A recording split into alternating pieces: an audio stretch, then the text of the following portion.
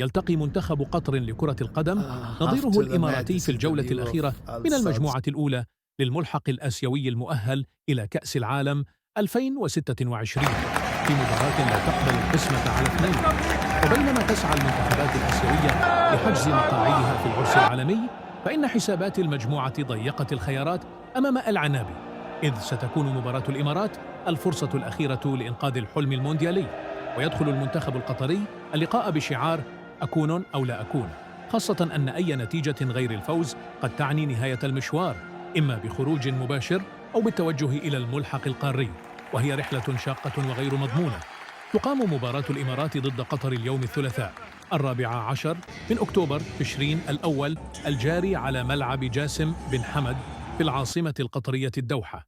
وتنطلق المواجهة النارية 8 مساء بتوقيت الدوحة ومكة المكرمة والقاهرة 9 بتوقيت الإمارات.